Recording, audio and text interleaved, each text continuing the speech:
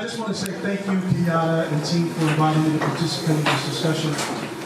And Kenyatta is someone, you've heard so many things about him. I got a chance to meet him many, many years ago. And to watch his growth and development and maturity as an attorney, as a father, as a husband, as a community servant, I know that he will do a wonderful job, not just for the 35th district, but I think for all districts in New Jersey where people like us who are underserved in different communities will understand, he understands their plight because he was one of them. And so, to you, my friend, I am proud of you, and we are looking forward to you serving, in Trenton and serving the people of New Jersey. And you make us all proud, and we're going to place this burden, and we're praying for you, Kenyatta. Because we know that it's not just you. You stand on the shoulders of many people, and other people are going to stand on your shoulders. So my friend, thank you for this opportunity, and I just hope and pray that 4 days from now, we'll be celebrating the victory for you. That's right. Thank you also for having me here tonight. I do want to say one thing that I respectfully disagree a little bit about the judiciary. I don't think you necessarily need to have tribal experience, and I say that because there's not enough judges that look like this room that need to be on the bench, and you shouldn't be discouraged to apply for a judgeship because you do have personal and life experiences that matter to our community members. And as a member of the JCAT, I think it's important that we see more people that look like this room.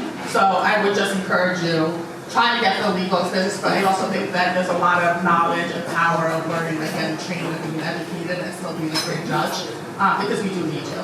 I also just want to say thank you. This has been very inspiring to me and very powerful to hear and see so many people talking about important issues in a unified manner. We need to work with the senator and the 2B Assemblyman, Kenyatta,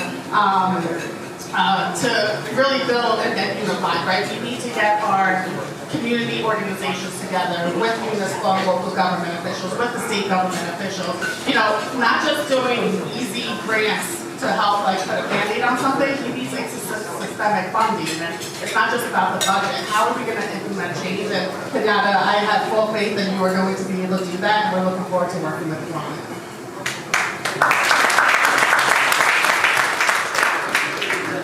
I've never had the pleasure to meet Mr. Brown, so this is a big honor for me to meet these esteemed people on this panel. It's quite a privilege for me. This is really, my 85-year-old Jewish mother is at home. She just can't wait to hear if I did okay. I really thank you for being here. Kenyatta, one thing that I would like to see you and other politicians address real quickly is, the crown jewel Brown spoke about empathy. That's not about religion, that's not about culture, that's about humanity. And one area that is troublesome is not just the remnants, but the actual de facto Jim Crow laws that still exist in this country, and they're handled by politicians. When people from the urban area go to apply for a mortgage, or even just simply walk in a bank to create a bank account, they are dealt hardships and encumbrances that people of, let's say, other colors, other shades, other backgrounds, other zip codes do not encounter. I have clients who don't have bank accounts because they say they're terrified to walk in a bank because they're asked questions that make them feel uncomfortable. This is another way of de facto segregation that keeps people, minorities, disadvantaged, the oppressed, out of the circulation of our currency, our economy, and our justice system. There is no justice if there is not complete cooperation and employment and inclusion. So Kenyatta, I really thank you again for letting me come here and speak some peace. Not peaceful, but I just hope that you can cut through some of that red tape. And no disrespect to the politicians here, I hope I didn't offend anybody, but you're the type of guy we're hoping that makes a difference by going in and addressing difficult issues in a real honest way. So thank you very much. Good luck. Thank you. I'll be very brief because I believe I've talked enough. But I just wanted to take the moment, Kenyatta, to lift up your wife. She is yours. And to lift up your children. You know, and it's been a privilege to watch you grow as a friend into the man that you are today, and that is a family man. And I know that you're going to bring that lens also, in addition to all the social justice stuff and all the things that we talked about, all the issues that you've been working on for years. I just wanted to say that I'm grateful that you're going to be bringing that lens too, as a husband and as a father. And yes, Vaughn, it is time to pray. And to stretch our hands towards Kenyatta and to pray victory over you and victory over your family, because this is not a time, as the great Ray Brown has already told us, to take lightly. And we need people who know what they're doing and who have a heart for the people and who are undergirded and protected. And I just enjoy everything it is that you're bringing to the table. And I ask for protection and victory for you and your family.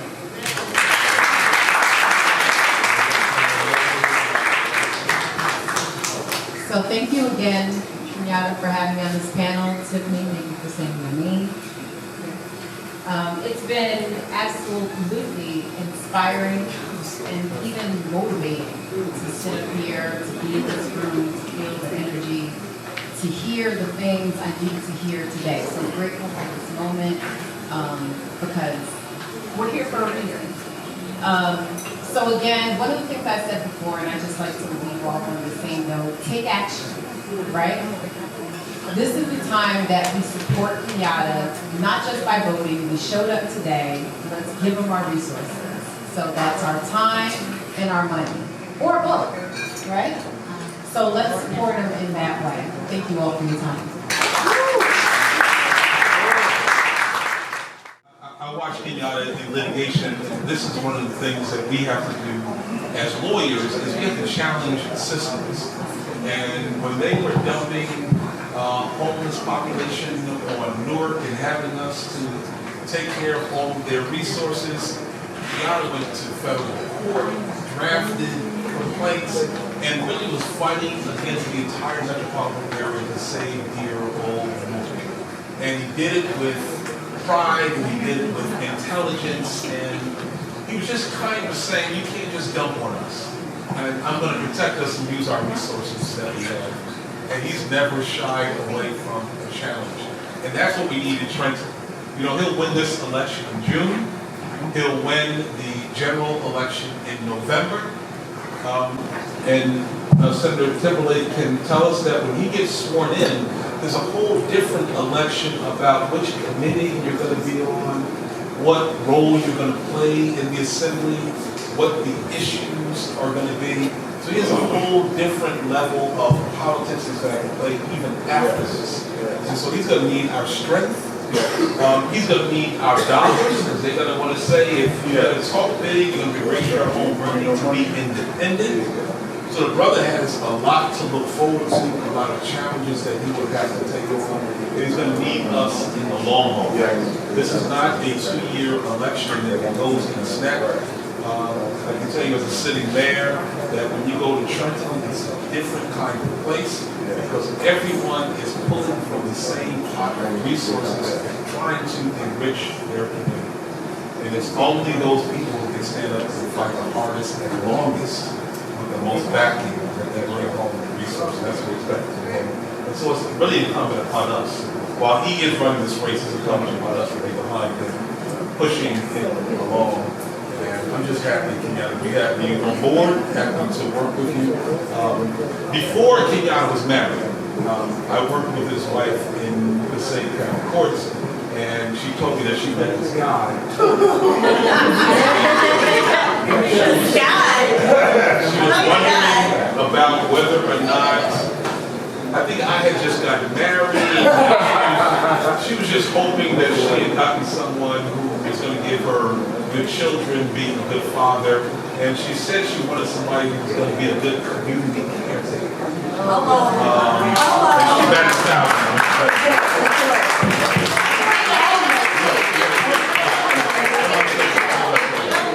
And I was most honored today to sit next to Brother Ray Brown. Yes. I will be brief. I'm like a braggart note. One is that when you think about the Negro National Anthem, by the way, we had a Swiss intern with us one time, and we were singing the Negro National Anthem, and she said, Switzerland, I don't understand. What nation is this we talked about? Who is, what is the national anthem about? So I went into my 15-minute monologue. But, you know, facing the rising sun of a new day begun, let us march on till victory is won. This was written as a prayer by James Logan in 1900, around the time of Plessy versus Ferguson, where black men were being lynched at a rate that is astounding and unimaginable to us today. So the notion that our people have always found a way. And when I say our people, I'm talking about black folks, but it's every people who have ever been black. Okay. So let me just say one positive thing about something. When Judge Baraka's case was dismissed last week, a judge named Espinosa had no relation, didn't come out of the Newark machine, was a former United States attorney, excoriated the United States government for targeting this man. Judge Esther Salmons was on television last night talking about how her son was killed, but how what she talked about was 40 judges around the country have gotten pizza boxes sent to their houses with the name of her son in the box, saying essentially, we know where you live and don't know what you're doing. Because in fact, the federal district courts have been a bulwark thus far, but there's every attempt, including this big beautiful bill, to intimidate them and to limit their power, to be a bulwark against the kind of oppression. So I think it's important to note that going back to Kenyatta's opening metaphor of the goal line. Now, I don't like sports metaphors because they exclude people who don't like sports. But Kenyatta knows that his magnetic personality will draw you in. And even if you don't know literally what you'll get the message. But you remember Ella Baker, who was one of the unsung heroes of what we call the civil rights movement, although it's still on now, when she said, those who believe in freedom cannot rest until it's won. I believe this brother will not rest until our freedom is won.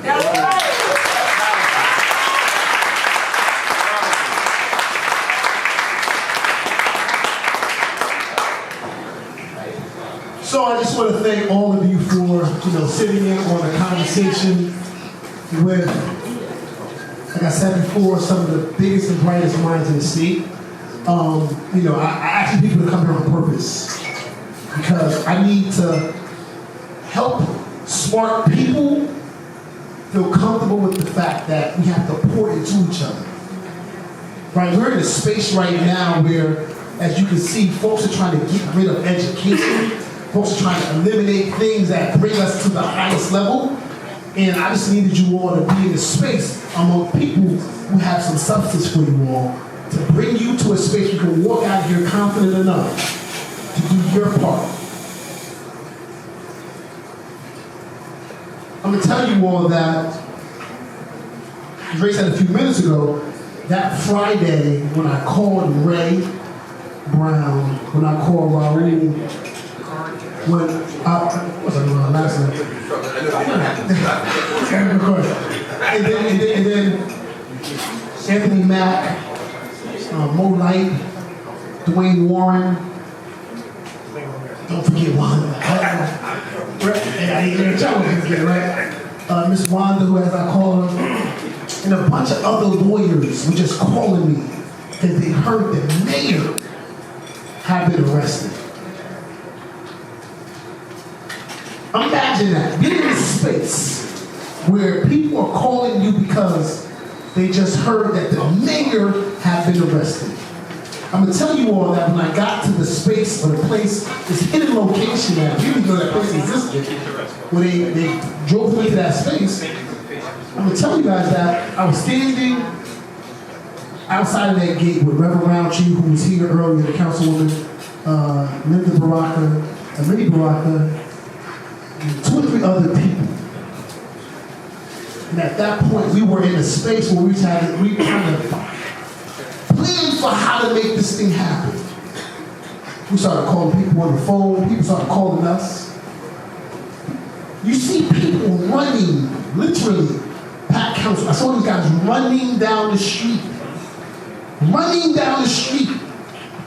to this location that they were holding the mayor. It started raining outside, pouring down raining. People started huddling up, putting coats over each other's heads because they refused to leave this location because they knew that the mayor had been targeted.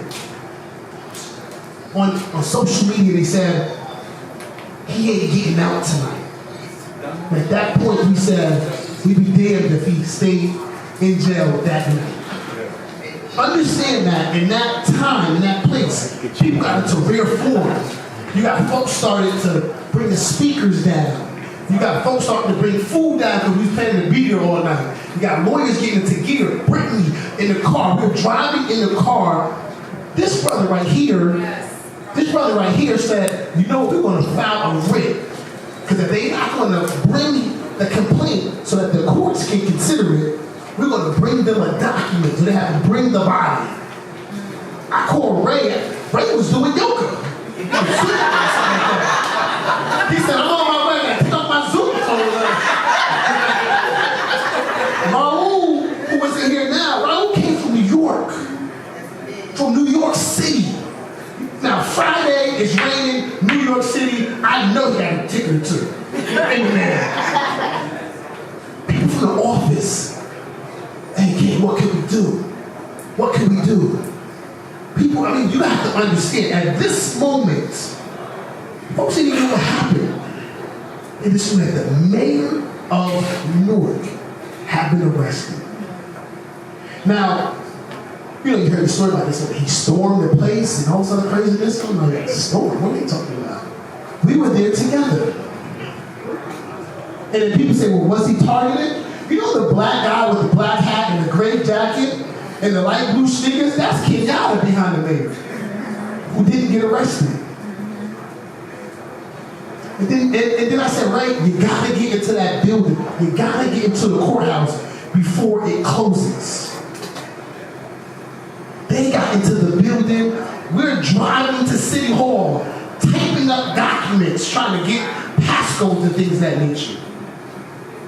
That was the moment in life where you realize the community said, we are going to, when I say the community, the entire community.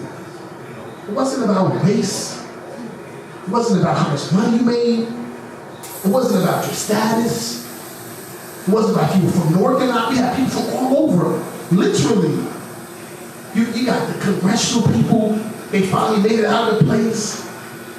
Like, that was the moment where we recognized that New Jersey, at that one moment, Democrat, Republican, whatever you want to call it, people with this person for governor, that person for governor. The people was at one place at one time. Recognize that we can't wait for someone else to be targeted before this part of the community, the legal community, get together. I'm going to tell you all that we can't wait until, unfortunately, we have, a Janique situation until the community gets together. You can't wait until, you hear this horrible story about something happening in your community to decide to tug on somebody and prepare them for what's going to happen. I'm going to tell you all that I cannot afford to be in a space. We cannot afford to be in a space where our kids look back at what happened and ask, where were you when it was time to step up to the plate? You can have 100 excuses for why you can't be here. Guess what? Life is going to happen, y'all. But I'm going to tell you, when you read those history books about what happened in different places throughout the country, and you find out the people who played a part in the background, everybody wasn't Martin and Malcolm. Everybody wasn't Thurgood Marshall or Rosa Parks. There were some people in the background. Yeah, guess what, y'all? A whole bunch of us are the people in the background. And it's our responsibility. It's our responsibility. And the reason why I took on this opportunity to get involved in this campaign is because good people who were in the seats before decided to go in a different direction. And I'm going to tell you that Miguel de la Carrera, who is now a good friend of mine, especially after his retirement, said to me a number of times, Kenyatta, that is a good idea. The legislative folks have to fix that law before I address it. And it's those reasons why the people in this room, you might not have any money, you might not have the structure, you might not even have the capacity at this moment. But you need to go learn the rules and get involved some way. We have a responsibility. The folks in here who happen to be lawyers, we need to double down. We need to double down and we need to stop using this race thing as our excuse. It is busy, how busy we have to be, how much money we have to spend and things of that nature. We have to get past that stuff now. Because the people in this community, I'm going to tell you, like I told these kids the other day, my son is dependent on you. And the best part about this experience has been, I'm going to tell you, knocking on doors, talking to people, having these people who love me, help me through this process. But it's nothing like knowing that my daughter Cadence and my son KJ, what a silly person is. And they're walking around saying, now they're going to be lawyers, judges, and silly people. Okay?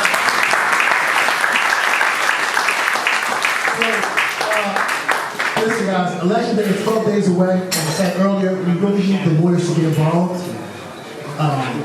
And we have to have more than 75 lawyers around the state. So I'm going to ask you guys to please make sure that you sign in the front. Make sure Jamie and those folks have the information. Because we're going to be on a Zoom tomorrow. 6 o'clock tomorrow, we're going to have a Zoom for lawyers. I'm telling you guys, tomorrow at 6 o'clock, we're going to have a Zoom for lawyers to talk about what the plan is when it comes to election day in New Jersey. This is another opportunity where people in this community are counting on us. Now be damned that we're going to sit around and let people do the things that Carly just said. Find ways to stop people from voting. Find ways to stop people from participating. Because we all know that once they're comfortable enough to do that, they will continue to do it throughout the year the way they've been doing it now.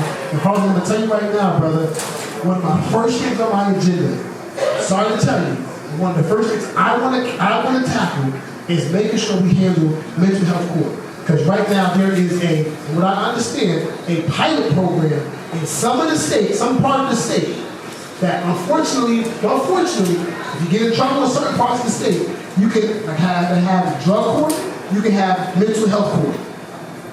But guess what?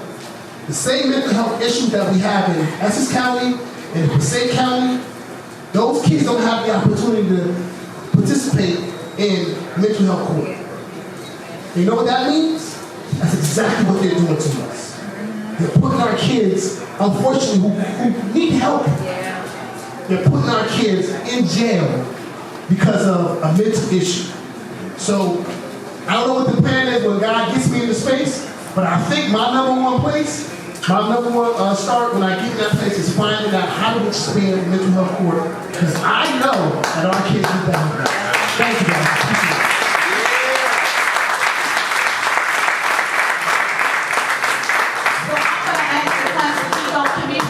Our panelists another round of applause. It has been amazing.